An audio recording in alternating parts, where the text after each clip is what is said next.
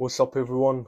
We're in the first week after these very interesting and historic local elections of 2025. Reform UK with a very dominant victory in all councils that were contested. Labour and Conservatives. The main thing is that people are unhappy with the establishment. Reform UK seems to be the biggest beneficiary. Now, some background. After 14 years of Tory government, the electorate simply had enough. Labour won a supermajority, two-thirds of the seats, despite winning a third of the votes. According to the Gallagher Index, it was the most disproportionate in modern British politics. Whilst this gave Labour a very strong mandate to make the changes that they wanted to make, despite the fact that Labour seemed to be far more popular than the Tories, which was only normal after what's happened. The supermajority they got was not reflective of how popular they were. Whilst Reform UK also contributed to the Tories' damning defeat, they seem to be even more stronger and more powerful than they were. Now, Nigel Farage is a significant and powerful figure in British politics, arguably the most powerful and influential man in British politics now. I would say that Reform UK, as it stands, has the highest chance of winning the next election. Reform UK, do they have potential to gain many more votes? I think that a few percentage points are likely, especially if the Tories become more unpopular.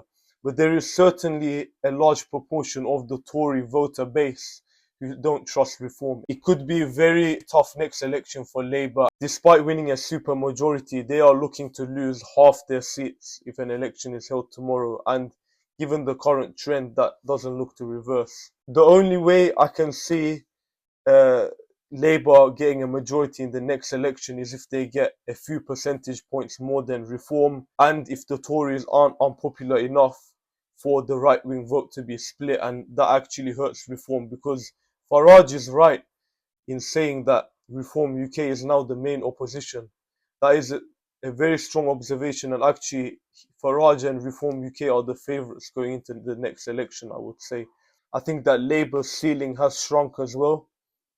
A lot of core and perhaps lifetime Labour voters are finding it hard to vote for them in the next election.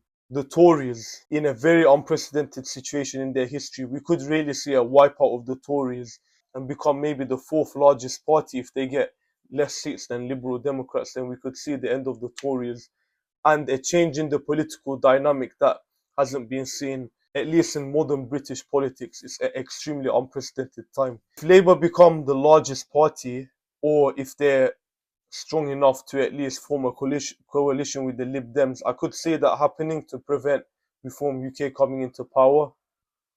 And I think that would be for the betterment of Labour, because they would be forced to really act in a way that would make them popular again in a future election. That's quite far ahead in the future. We're in 2025 now. The next election could be as far as 2029. So that's 4 years later. A lot can happen in 4 years. But what I think is that the Tories are in a chronic decline. Their ceiling is not high, especially given their current situation. And if they have another leadership election soon, people will find it harder to trust them. So I think that really right now is advantage Reform. However, a lot of things can change. I think in terms of who will be the largest party next election, it's either going to be Labour or Reform. Thank you very much for watching. A very interesting situation, and I hope you found this helpful.